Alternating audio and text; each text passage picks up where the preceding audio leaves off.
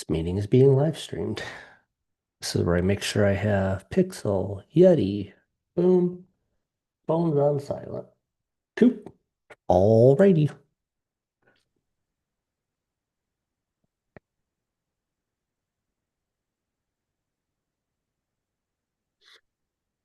Hello and welcome to the Warrior House podcast, where Warrior Pride lives. I'm your host, Ryan Reingart, joined by my co-host, Mike Sangster. Thank you for joining us on episode 114 of the Warrior House podcast. Been a little bit since we talked last, Sangster. A couple weeks. Couple weeks, couple big stories coming out in the world of college football. Yeah, Yeah, a lot of changes. well, Some expected, some not. yeah, some funky stuff going on out there, but yeah, just wild. Also wild that last time we talked, I'm pretty sure the leaves were still on the ground, and now it's, I don't know, 25 degrees and there's about 4 or 5 inches of snow on the ground. So that changed pretty quick. That escalated quickly. Yeah, it's pretty, I guess, pretty good that all of our sports are inside now. Though there is one that you kind of wish was still going, but kind of the opposite of that right now for us. We sure do. We'll get to that sport here in just a minute. But before we get into talking about what's happened over the last 2 weeks, there's something that we've missed. And I wanted to cover this really quick because we won't be talking about fencing until late January. But something that we missed is Mahmoud El Sayed. He did end up getting the #1 world ranking for junior epee by the International Fencing Federation. And I remember seeing this article, and I don't know why I didn't think to throw it in there other than there's no fencing events coming up for a little while here, but I wanted to make sure that we threw that in there to call that out because that's pretty significant that we have, again, #1 in the world in his class at our university right now. And I think that needs to be that type of stuff needs to be said a lot more as, I mean, there's not a whole lot of instances this come up. So like when it does, mention it and make sure people know about it. Yeah, definitely good to know for that, and kind of hoping that that can translate more into getting even better fencers to come to Wayne State and say, "Hey, you're getting to hang out with the #1 fencer in World Juniors right now." Yeah, it's a pretty impressive thing. So, yeah, congrats Mahmoud El Sayed. Very excited to see what comes of him this season. But again, we're a couple weeks away from really talking about fencing. So that will definitely be a big story as we get into 2026 here. But what's going to be a big story right now is basketball. And the first one I wanted to start out with Sangster is men's basketball. Back on Tuesday, December 2nd, which sounds like forever ago because today is December 11th, the Wayne State men's basketball team headed on out to Purdue Northwest, and this was the first GLIAC match of the season. So this is the way to get GLIAC play going, and this doesn't go the way that the Wayne State men's basketball team wants. Purdue Northwest wins this one by a final score of 77-58. There's going to be a familiar topic coming up over these next couple of games here as we recap some of these and foreshadowing probably for the next few. Jordan Briggs. And this one was able to get 27 points. Unfortunately, the rest of the team played. They just didn't really make many shots. Take away Jordan Briggs, and the team shoots 11 for 35 from the field. So for those of you who are really good at math, I'm decent at math. That's less than 33%. That's a little bit rough. And the rest of the field, again, take out Jordan Briggs. They're 2 for 11 from 3-point land. Those are the type of numbers that don't really, lead to success normally, regardless of the fantastic game that Jordan Briggs had in this one. Ended up making it almost a little bit of a game, but really just cold shooting here in this one for this Wayne State men's basketball team was really the dagger for us. Yeah, it always kind of feels like Wayne State has had a problem with Purdue Northwest, and I was just trying to see if, after moving on from Boomer Roberts, RIP, how Purdue Northwest is doing. They're actually 4-4 He right now. didn't he didn't actually die, just for those that don't know. So he's doing well as far as we know. Yeah, he is at another school. Uh, but right now Purdue Northwest is 4-4 overall. They just got a loss from Ferris State, who we'll talk about next. Uh, but yeah, they've had a pretty decent season so far, and Wayne State's always had a weird thing with Purdue Northwest. Now this being they've been in the GLIAC since 2019. This is weird. A lot of the matchups are missing in the what do you call it? Athletic site. I don't know why. Okay, well, we're gonna strike that. But yeah, just a tough out for Wayne State in this one. It always kind of feels like Wayne State will tend to struggle with Purdue Northwest for kind of unknown reasons. Maybe just a bad day, but the flip side of that is Saturday, December 6th. Uh, Wayne State is home against Ferris State. probably Wayne State's biggest. It's the start of big wins for Wayne State this season. Uh, Wayne State wins this one 98-77. Huge team effort. Uh, Jordy Briggs, Carlos Paul III, Jotham Nowicki, Devin Bell, uh, with 35, 19, 12, and 12 points respectively. This was a shootout. Ferris State did have a good day scoring wise. Wayne State had a better day and was very active on defense, getting 13 steals, 37 rebounds, and Ferris only had 25. So really, really solid team effort. But when somebody scores 35 points, team ball, Jordy Briggs, definitely player of the game here. Yeah, he definitely deserves this. And this is the first time I got to see this Wayne State men's basketball team in action this season. The size of this team is unreal. I mean, I talked a little bit about some of the stats, and I think I'm going to be talking a little bit more about that in the second half here. The size difference between this team this season and last season is significant. I mean, even beyond the fact that we're running that extra forward instead of a guard, the players that we have out there that are starting are just lanky. And what I would hope to see continuing going forward is this team out rebounding, maybe not out rebounding by, 12 rebounds over the opposing team in this case, but continue to give yourself second chance opportunities. That's why you want the height out there. You want to get the blocks, you want to get some rebounds, you want to make sure you're giving yourself second chance or fast break point opportunities, whatever it is. That's a fantastic thing to hear. And then again, like Jordan Briggs again here. I mean, one of the things that we talked about going into the season was all three of our starting guards, I believe, from last season transferred. They're all, at another school right now. So, what happens with the guard play? Oh, I don't know. Jordan Briggs just steps up and decides to play as well so far. Maybe better than the guard play that we saw last season. So that's a fantastic thing to see. That really opens it up. And again, you got some guys that can drive to the basket, bump and bruise, get some points, get rebounds in the paint, and put the ball back. Like that's very exciting to me. So yeah, looking at that Purdue Northwest game, that really stinks because that's the flip side of a team that's still trying to figure some things out, if you ask me, or when things aren't going right, that can happen. But this tells me like this is what this team can be, 100-point scoring team. That's pretty exciting. Yeah, probably Wayne State's biggest win over Ferris in recent memory. I was going through the scoring breakdowns. Wayne State admittedly did have problems against Ferris, especially when Andy Broncomo was there. He's now at Central Michigan. But looking at the team history, used to be a pretty even series between the two schools. But this is Wayne State's biggest win, 21 points over Ferris State since the Bush administration. At least it goes beyond 2002. So I believe the year is 2000 when I looked at it last. So awesome win here. Definitely establishing what Wayne State can be going into conference play.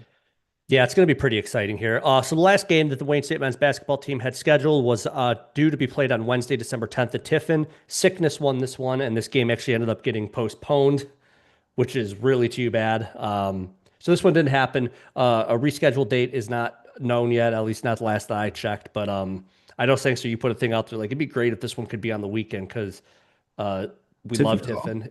Is a fantastic little old Midwest city. Would love to go back there at some point. Yeah, what's funny is I just pulled this up on Tiffin's site to see if I could get any more information about what this was.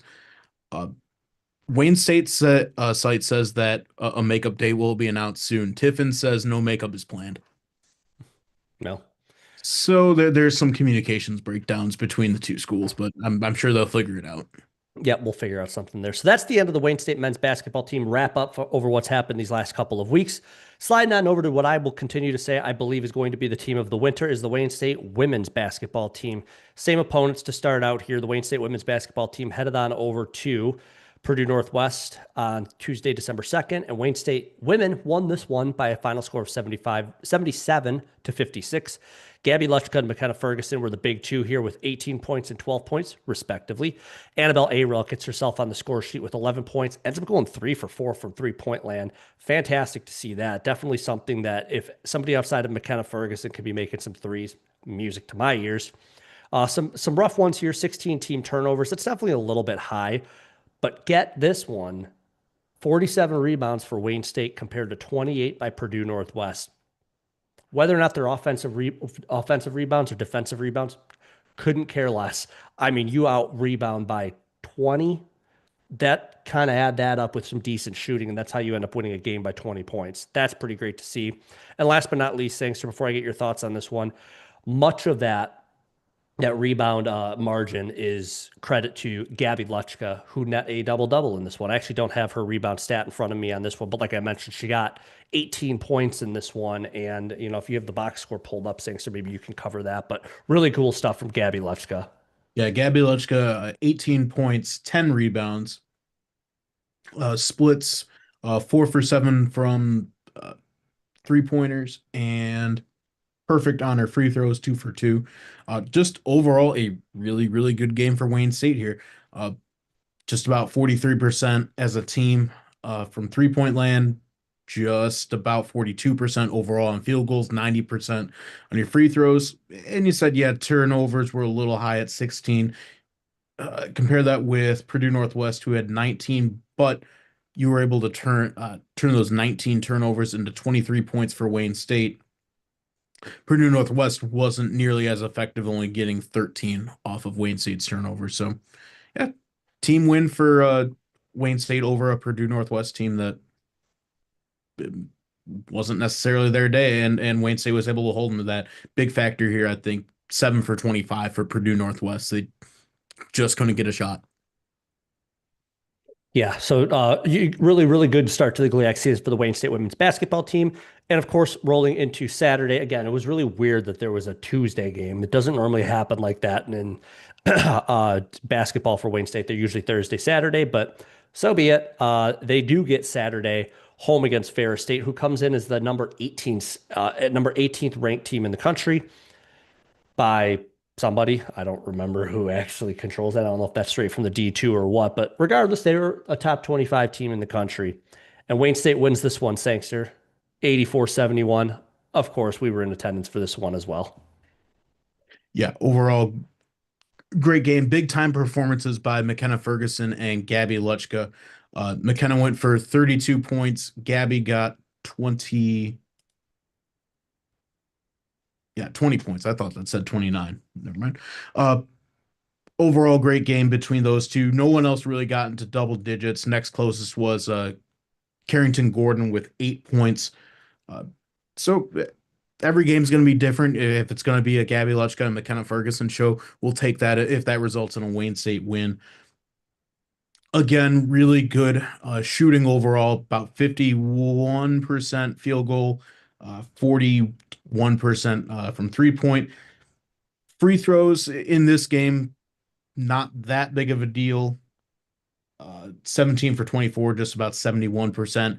You'd like to see that be a little bit higher at home, but you'll take it. Again, nearly a 13-point over Ferris State. That's not going to really do much for you. And again, Ferris State here just couldn't get anything going shooting-wise at all.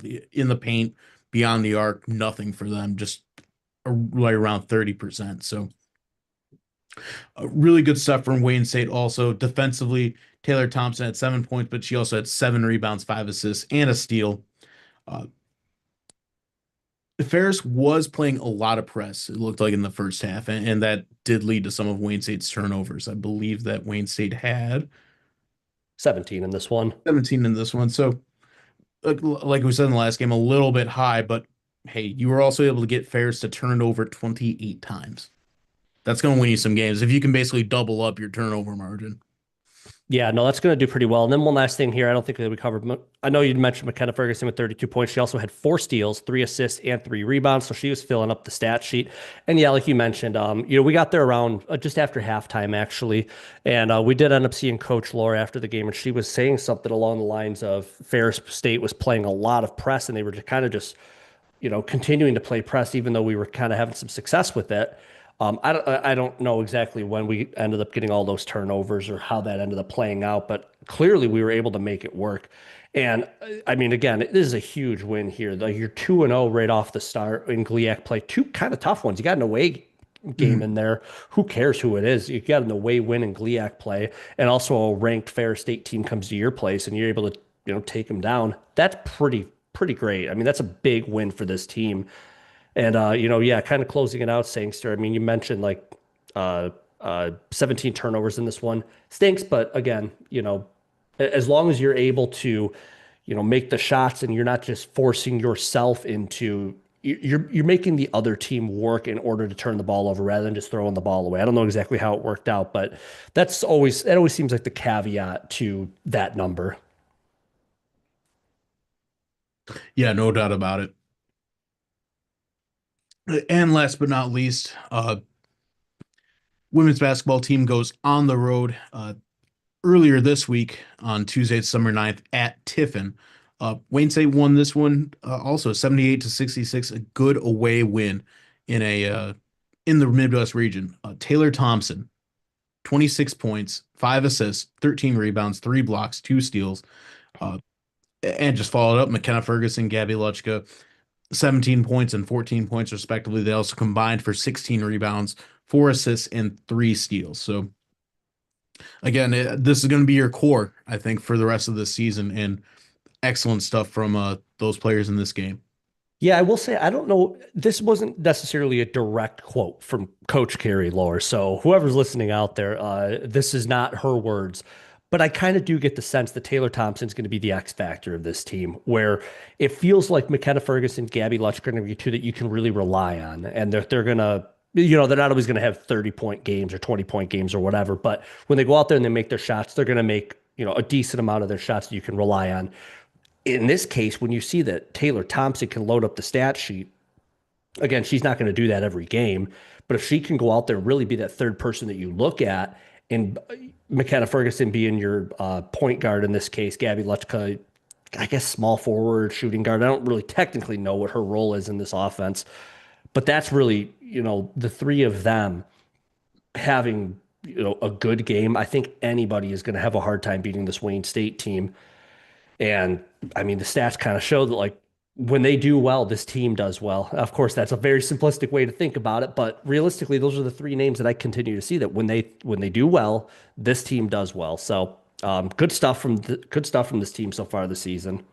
Yeah, and only minor grudge of this game in particular. Again, when you win, you kind of get to hide some of this stuff, but free throws, hopefully it's not going to be something that continues throughout the season. Wayne State was 20 for 32. And granted, getting to the line 32 times in a game, that's something. They were able to drive the ball, get a Tiffin to commit some fouls there, but results in a 62% free throw percentage. Uh, you basically doubled up. I was about to say Ferris Tiffin on their free throw attempts. So yeah, there are some things you can do. Uh, you know, calling fouls on one team versus another. I know that Wayne State has been kind of in the what do you call it, the losing end of that in certain games, but this game it works out for them. And again, 20 turnovers as well, just a little high, but when you're winning, you can kind of live with that. Yeah, it's going to be something to keep my eye on the next time I watch this team is like figure out what is it that like is leading to turnovers. I don't really know. Every time I see the ball go over the defense, like we're passing it over them, I hate that. And I don't know, that's not, I'm not saying that's exactly what it is, but like just as an example of something that I look for that says like this is maybe not something that is the best move, whatever. Something I'll be looking at. But yeah, and then in closing it out here, some of the Tiffin numbers here, 33% from the field for them and a whopping 21% from three-point land. So they had a really off day. And, we'll capitalize on that. We are not going to apologize for a win, and we won't take wins for granted. It is another win in the column for this Wayne State women's basketball team. And things are shaping up to be very, very exciting for them, especially as we get into January when, their schedule really takes off. Yeah, we'll definitely be talking about the women's basketball team in the next segment. They got some couple more big games left in December. Moving on though to the swim and dive team. Last week they were up all the way up in Rochester, Michigan for the Golden Grizzly Invite hosted by Oakland University. Uh, Team wise, Wayne State didn't do well. Team scores, Wayne State came in last in both the men's and the women's side. They were also going against Division I schools, not Rochester, Oakland. there is Rochester University, and they're very different places. Oakland was there, Eastern was there, Dartmouth. I saw Grand Canyon University, all the way from Arizona. That's bizarre. Yeah, so much tougher competition, I think, than Wayne State is going to see in just about any other swim meet they've got. So it is what it is. There were some good individual performances though. Uh, on the men's side in the 500-meter free, William DeBro was tied for fourth. 3-meter dive, Max Wasiniak tied for placed fifth. 400-meter individual medley, Gabriel Arias in fifth place. 100-meter backstroke, Olin Charnstrom in third place. 200-meter backstroke, Gabriel Arias in third place. And 100-meter free, Olin Charnstrom in fifth. So did have some worries getting some podium finishes. As a team, though, compared to these other teams, wasn't necessarily the best week for them. Yeah, decent amount of top five finishes there. And again, this is pretty tough, tough competition. So, we'll see how this translates as we get closer. We were talking actually before we hit the record button. Like, remember, this feels like every event you could possibly have in swimming and dive that Yeah. this team competed in. It's usually more than we see. We don't normally have 4-day events. So, Right. we'll see what happens as we get closer to GLIAC competition. We take on some familiar competition, but good stuff on the men's side. And over on the women's side of things, in seventh place, Ellie Belmore in the 400-meter individual medley. Also in the 400-meter individual medley, Emma Crispo got ninth place. 100-meter breaststroke, Delaney Parker got 10th. 200-meter breaststroke, Emma Crispo got eighth place. And then finally in the 1650-meter free, Deanna Muccioli got ninth place. So definitely some newer names in there that I'm very excited to be able to talk about. And again, these are top 10, in an event that was very, very full with a bunch of teams that probably have very large swimming and dive teams. There's nothing to giggle about when somebody gets a top 10 finish, and especially some of these being in the top five. It's fantastic to see there. So again, interested to see how this team adjusts or how this team rolls into GLIAC play and how we match up with some of our regular opponents, but really cool stuff though. Yeah, looking at women's track and field, last Friday they were at the Saginaw Valley State University Holiday Open, all the way up in University Center, Cokeville Township, whatever you want to call it, Michigan. Had some good performances here too. No team scores in this one, but Hannah Bastianson gets first in the 200-meter run. Audrey Huizinga got second in the 400-meter. Wayne State relay team in the 4x400-meter relay got first place. Sohani Gonzalez Castillo got third in the triple jump, and Avery Wilson got third in the 60-meter run. Yeah, and like really quick on that 4x400-meter relay, that was Avery Wilson, Audrey Huizinga, Hannah Bastianson, and Kanisha Thomas in that one. So really good stuff there. And again, there's a new name in there, like Audrey Huizinga, I know is a new name to this team. So seeing already what she's able to do and her impact with this squad is really, really cool. Another one of those you just reload, retool, and continue improving, and everybody around you has another year of collegiate athletics under their belt. So good stuff there. Very excited to see, again, as track and field gets into their season in 2026, what happens with them. That will definitely be the end of them until 2026, though. So they have officially started their holiday break, if you will. And the last sport we get to talk about, Sangster, and it pains me to say that the team of the fall season has come to an end. I really wish I could have said it came to an end with any sort of better finish here, but I'll get to my point on this here in a minute. But in the NCAA tournament regional round, Wayne State Volleyball entered as the number 4 seed. This was hosted by Missouri St. Louis over there in St. Louis, Missouri.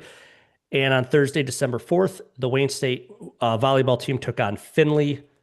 Findlay wins this one in the first round by a final score of 3-2.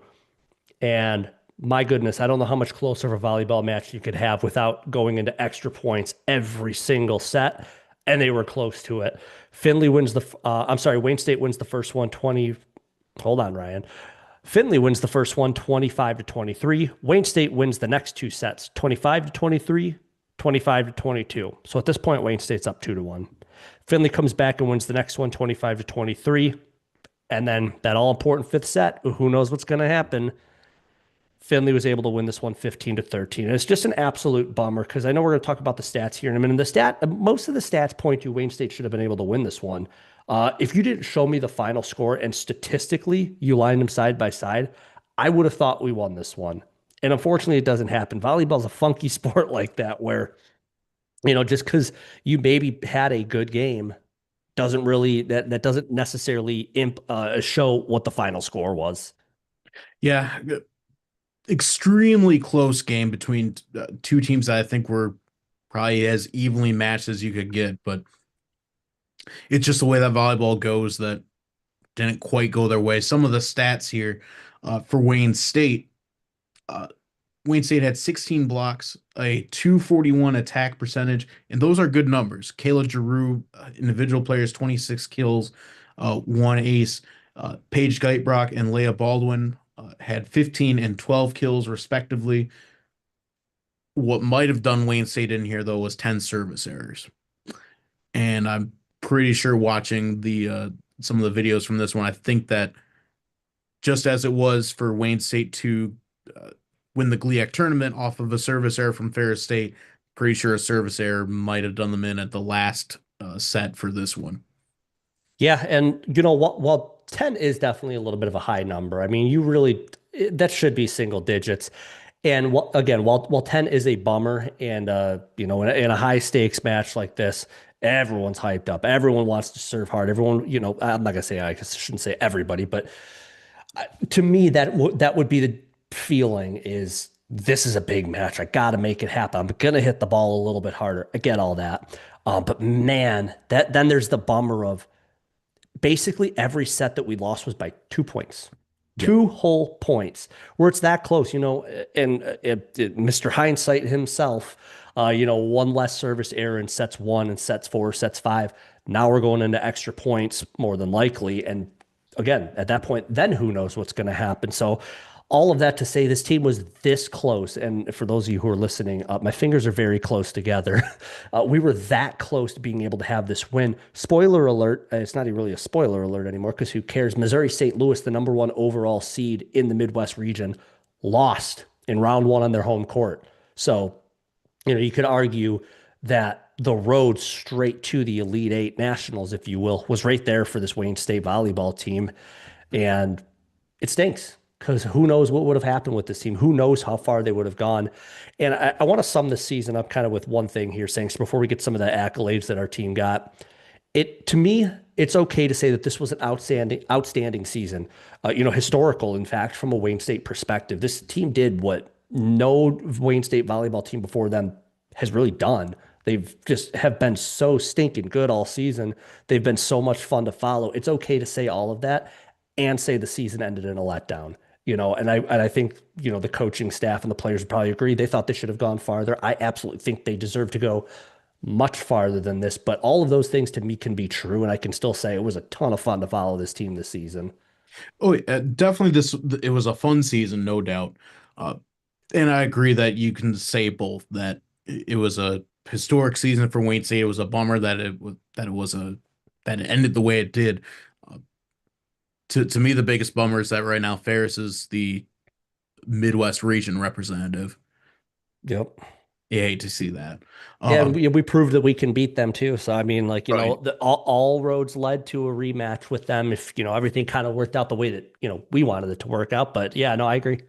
Yeah, and just that I'm definitely all for saying this is a historic season. I'm not sure I'm ready to say that like a couple days after getting eliminated out of the tournament.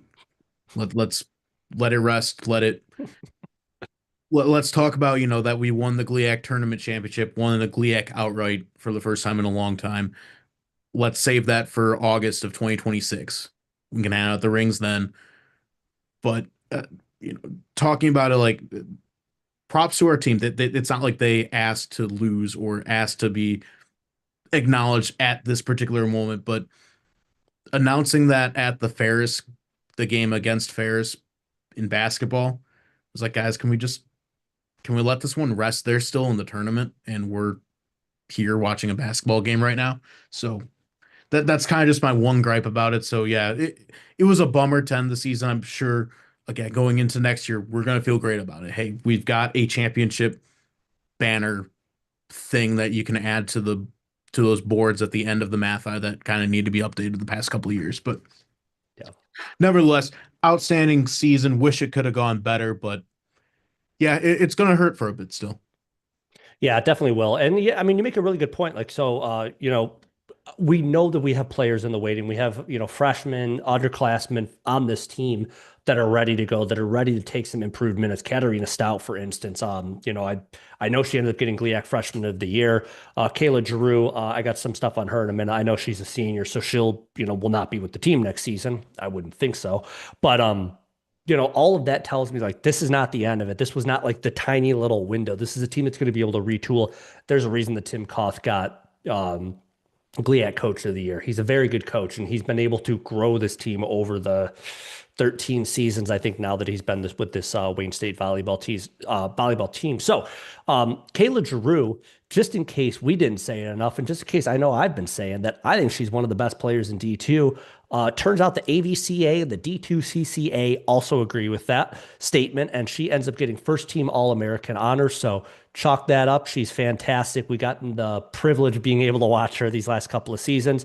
And then also the Kaylas, as we've been mentioning all season. Kayla Dalger gets an honorable mention by the AVCA. So it's just they deserved it. And again, when you have one of the best D2 players uh in the division, uh it it means like that they had such a special player on their team and everybody around her was playing at a really high level that there's so much more this team could have accomplished, but they did accomplish a ton this season. And like you said, Singster, they're going to end up on the board in the math eye. That number, the 2025, is going to be up there forever. And that's something that cannot be taken away. Right, and you couple that with the two GLIAC awards that they already won: Kayla Giroux, Offensive Player of the Year, and GLIAC Overall Player of the Year. Kayla Dalger, Setter of the Year. So, and First Team All GLIAC. So, yeah, it was an outstanding season for them. Certainly, some awards earned by the some of the other players on this team in the conference. And yeah, I think the future is bright for them. Hopefully, this is not a flash in the pan type situation. And unfortunately, Wayne State not in volleyball, but in some other sports, they've seen that. And you would like to think that this is the beginning of where we're getting to a point where the team can retool and not have to rebuild going into 2026. Yep, absolutely. So again, unfortunate that we couldn't bring better news and we couldn't be talking about Wayne State heading on to nationals, which would have started today. But nonetheless, very very fun. Again, I still give them the title. They were team of the fall for me, so I Yep. enjoyed following them. Congratulations to everything that happened with the Wayne State volleyball team. And with that saying, sir, we're going to take a break, and when we come back, the final second half of an episode for 2025. We're going to close out the year, highlight what we got coming up, and then we're not going to be back until 2026. So we'll be right back to talk about just a couple of sports. Mhm.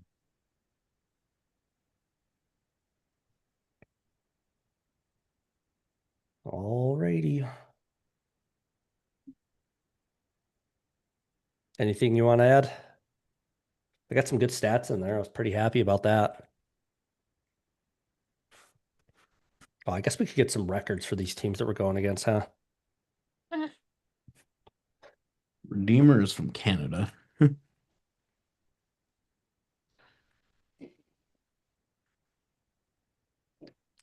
Ooh, What? Lewis is really, really good at basketball. Yes, they are. Sangster, they're not. 1-6. That's Wild. because normally they are really good. What happened? What happened? Did they like have crazy turnover in their coaching? There's no way they did. I don't know. They all They're transferred to Illinois. they're just but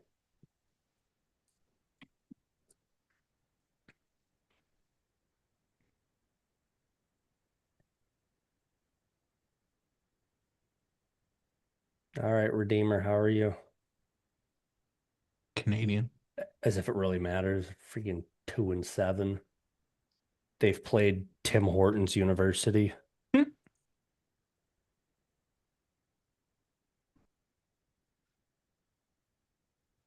What conference are they even in? The OCCA, the OCAA, the Ontario Colleges Athletic Collegiate. Association, and the NCCAA, Interesting. which is like it's a lot of private schools. I don't know what sports they actually compete in there.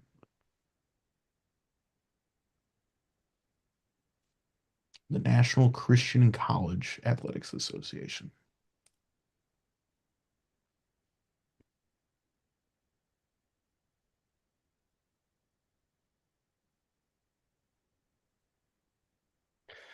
Cool. Alrighty. I am good when you are. Well, yeah, that's right. These guys are in Hamilton. Redeemer? Really? Yep. Why don't we play Windsor anymore? Do they not have basketball? Did they dump No, athletics? no, they still have basketball as far as I know. Hmm.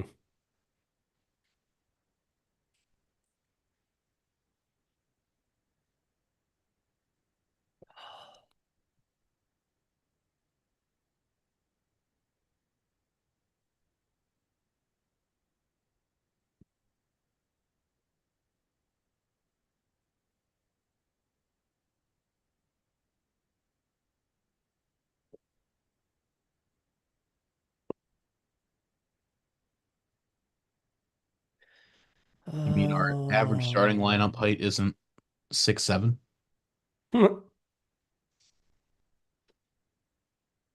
yeah, I mean, we're a freaking big team, dude. It is amazing.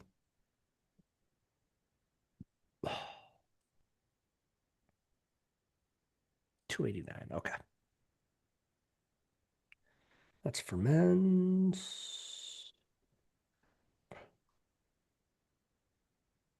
The team is 142 out of 289. This is where we get into stats. And then women's basketball. Stats. Ooh, there's way more. Wow. Why are there so many D2 women's basketball teams over men's basketball? That's weird. 350. That like it's a lot more. There's like 70 more teams. Uh,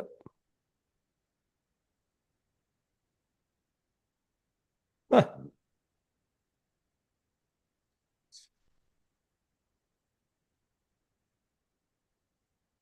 I just can't imagine there's a school out there that has football, women's basketball, and no men's basketball. That's funky. Anyway, Ooh, Toledo played Saginaw Valley.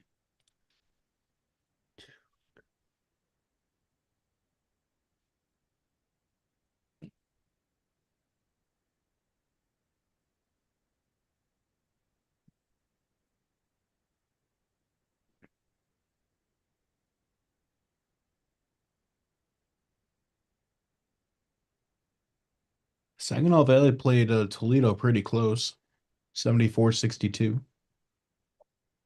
Close for a D2 D1 matchup, I should say. yeah.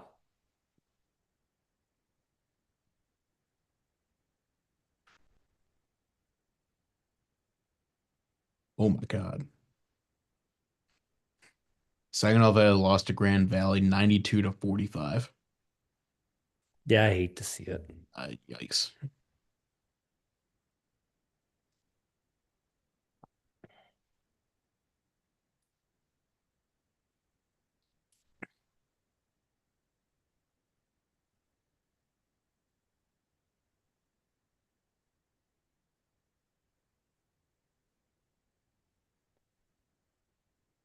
Good. Alrighty. Ready when you are. And we're back. Let's close it out, Sangster. End of 2025 coming our way. Just a couple of weeks left, just a couple of Wayne State Athletics events left. Let's start on out with our Wayne State men's basketball team, currently sitting at 3-3 overall, 1-1 in conference play. Again, that game against Tiffin ended up getting postponed, so that doesn't add in. We'll see if that one ends up getting rescheduled or not. But before we get into what they have coming up, I wanted to talk about some stats because again, we only have two sports to talk about, and there's some really interesting stats I think that I was able to find for this team, and I think the interesting one is, I think probably the most interesting one is regarding Jordan Briggs. And I think we're going to continue to talk about him. I think he's working himself into, I don't know where in the GLIAC accolades, but like he's playing at that level right now that like that's where my eyes kind of going right now. So he's currently 170th in points per game in all of D2. And actually, funny enough, I didn't actually look up how many players there are in D2, but there's a ton. And yeah, he's a little bit on a mission right now. So like while that number is low, his average is I think 19.5 points a game is what he's averaging right now. Yes.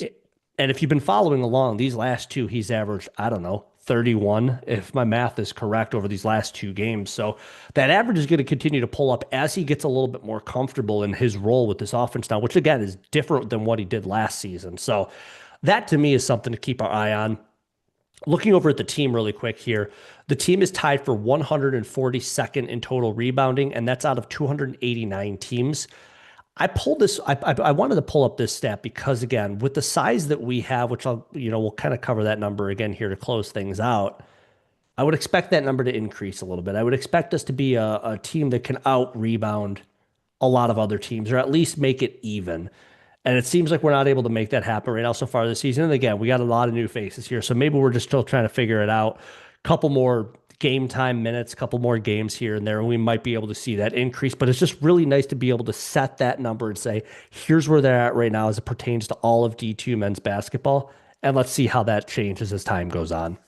Yeah, and I'm sure part of that could be styles of schools, and even between conferences. As far as I'm aware, the GLIAC really isn't a powerhouse as far as basketball goes. It's not definitely nothing like football.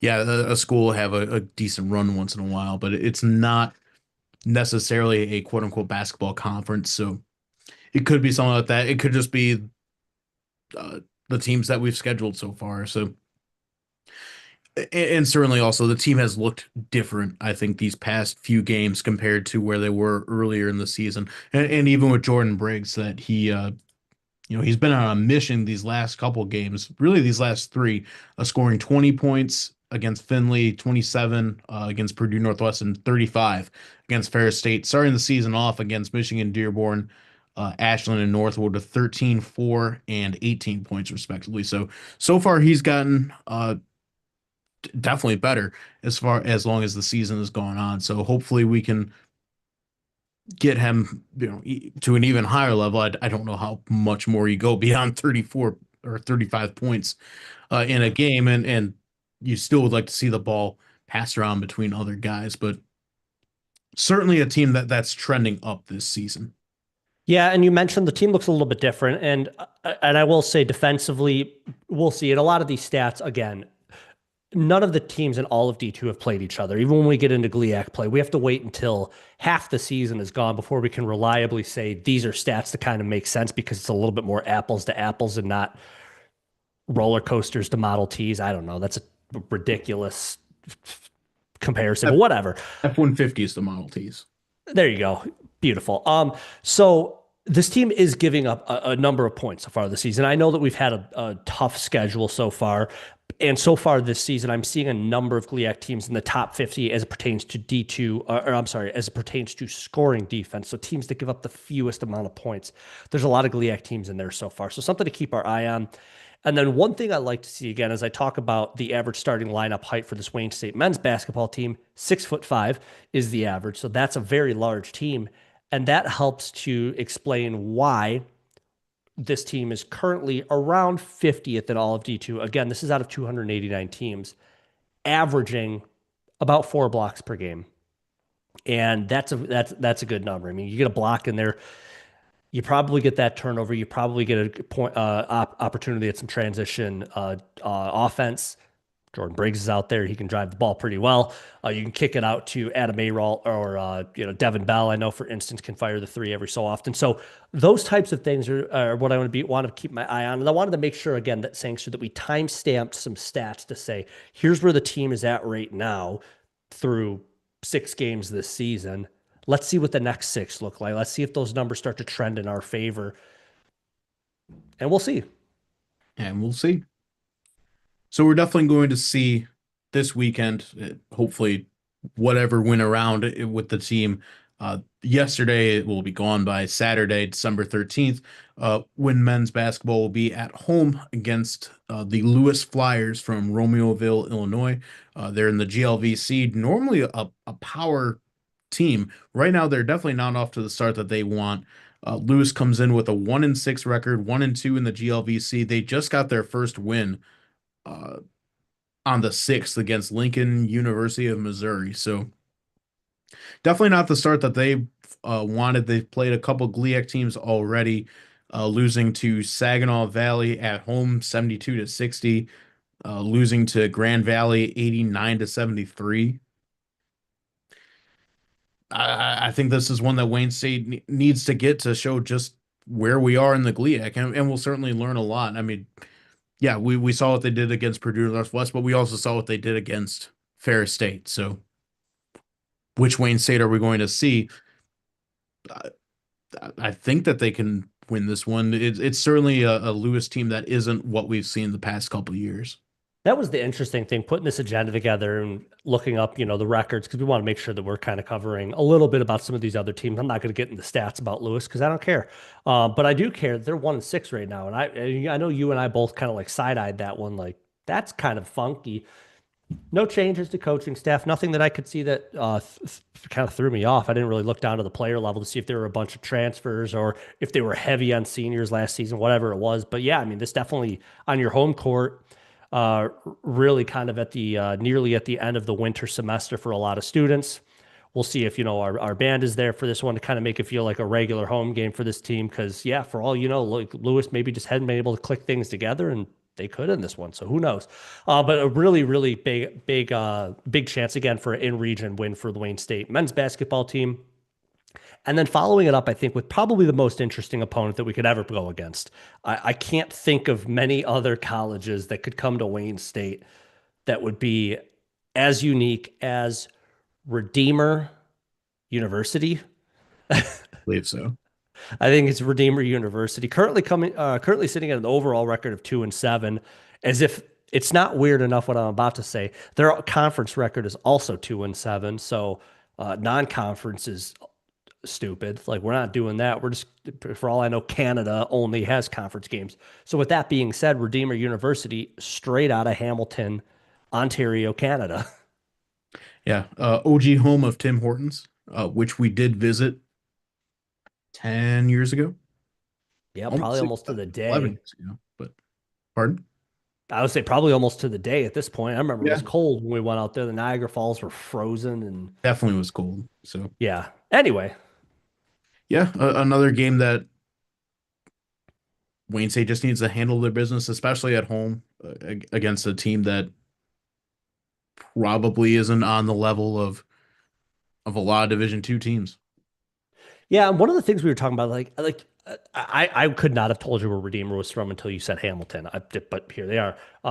We used to have a little bit of a thing with Windsor, the University of Yes. Windsor, and I'm kind of wish that would come back. That was kind of a cool thing. But again, I don't really know how the games against Canada work in our favor. I assume you can't really count those towards your resume, if you will, or who I, knows? Like, I don't know. It's not marked exhibition, so you got to pay tariffs for those wins. I assume. I don't even know what I'm talking about at this point, but really, really good opportunity here for the Wayne State men's basketball team. Again, two non-conference games here to kind of close out the 2025 year, and then foreshadowing a little bit into early 2026. They're getting right into conference play. So the next time we talk, of course, we're going to be recapping these games and talking about what they got coming up because they get right into GLIAC play. So not much of a New Year's break for them, if you will. No, but I just happen to have it pulled up, and we can just touch on it real quick. That they'll be going on an away trip to start this new year, going to Saginaw Valley State on January 2nd, and going to Lake Superior State on January 4th. So Yep. I'm not sure if we're going to have an episode before then, but that's where they'll be headed. Again, GLIAC play really hasn't started in earnest. All these teams are kind of grouped together right now. Yep, exactly. So yeah, we'll see what happens with these two. I'm sure we'll be able to make it to at least one of the games, if not both. And with that, the Wayne State women's basketball team is also in action, not facing the same teams, but they are currently at an overall record of 6-3, 2-0 in the conference. So again, I wanted to cover some stats here. As if McKenna Ferguson was not impressive enough, which she is a very impressive basketball player for this team. In all of D2 women's basketball right now, she is ranked 13th in all of the players in D2 in steals per game. She's averaging 3.71 steals per game. So this is one of those, like, we're forcing a lot of turnovers. We're very active on defense. It certainly seems like Coach Carrie Lohr and the staff have really emphasized aggressive defense. Maybe that's just because you have a lot of faith in your 3-4-5, your players that are around the basket that are able to defend. Maybe you have a lot of faith in the speed of your two guards to be able to recover should they get, out of position or whatever. Whatever it is, it's clearly working because McKenna Ferguson is really, really upsetting the other guards that she's covering in a lot of these, so much so that she's nearly top 10. And honestly, statistically, she's rated about top 5 right now. She's not really far behind that. So Mhm. something to keep in mind there. We have a very, very good defensive player in McKenna Ferguson on this team. And then I've been talking about the team as a whole as if, one player wasn't enough. When it comes to steals per game for the team, they're ranked at about 50th right now out of 359 teams. So that is one of those things that it seemed like the first time I watched this team play that was something that they were emphasizing, and the stats are showing that that's the case. That is what's going on. Yeah, and the big one for me is that right now Wayne State is 29th in 3-point percentage. It's kind of always felt like the past few years that the team it's had good shooting days, but not being able to put it together throughout the season. And so far in the start to this one, they're one of the top teams in all Division Two from 3-point land. So again, another stat that you're hoping can continue on throughout the season. Yeah, exactly. And I don't want to, there's some stats I think that we could look up that we know aren't necessarily working in Wayne State's favor. I know free throw percentage is definitely a rough one at this point. So turnovers are probably a little bit up there. So, maybe we'll kind of earmark those on our end, saying to kind of keep those in mind. And then again, especially as GLIAC season goes on, maybe see if we can start to see that trickle down a little bit. Who knows what we can do? We could do a lot of fun stuff with numbers. So with that, what do we got coming up for the Wayne State women's basketball team? Well, on Wednesday, December 17th, holy smokes, I wish this one was on the weekend because I would love to go to this game. And this is happening down in Toledo, should be Michigan, but Toledo, Ohio. The Wayne State women's basketball team is heading on to take on the Toledo Rockets. They are 3-4 overall. They have not started MAC play yet, so they are 0-0 in MACtion. But Sangster, I believe they've taken on some GLIAC teams, have they not? Yep, they had an exhibition match against Saginaw Valley State. They beat them by about 12 points early in October. Uh, so yeah, we'll see how Wayne State can do. See if they can fare any better than Saginaw Valley did. This game will be on ESPN Plus, according to Toledo's site here. So one that you can definitely stream without a Flow Sports subscription. I will say that's probably my favorite subscription that I have. It's especially as we get into like January, February, March, and like Oh yeah. basketball starts going, and like ESPN Plus is on there. I can catch Eastern, Western, Central, all of those teams. Yep. We don't have the 24-hour tip-off marathon anymore or anything like that. So bummer and a half. But yeah, ESPN Plus is fantastic. So love that we'll be able to see that one. And then closing out 2025, Sangster, for Wayne State women's basketball team, they'll be taking on Finley at the beautiful Wayne State Fieldhouse. Yep. Another Midwest matchup. Finley comes in with a 4-3 record right now, 1-1 in uh, GMAC play. Looks like they had a GLVC GMAC challenge earlier in the year, so and also conference play started for those guys. So again, we'll see what Finley can bring to the table. Right now, Wayne State appears to be firing on all cylinders going into this season. And last but not least, They will be facing the same opponents that the men are facing at Saginaw Valley and at Lake Superior State to start out the new year. Yeah, so we'll see next time we talk again. The timing is really weird because I think those games start on January 2nd, if I'm not mistaken, and then also on January 4th. So, Yeah, it's a Friday and a Sunday. which makes sense. I mean, we're not playing on New Year's Day. So, but yeah, the timing is going to be Not that very weird. So, we'll see if we're able to either, get an episode out, or at the very least, of course, we'll be following and getting some posts out there, following along so you guys can hear our thoughts on that one. But if nothing else, next time that we talk, we will definitely be in 2026.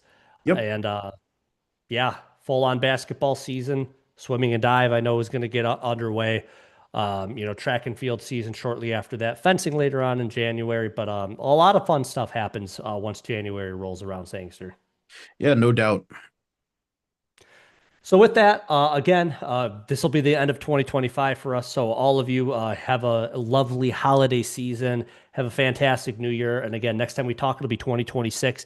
Very excited to continue talking about Wayne State athletics. But with all that being said, we appreciate everybody joining in on episode 114 of the Warrior House podcast. And remember, it's always a great day and a great year to be a Wayne State Warrior.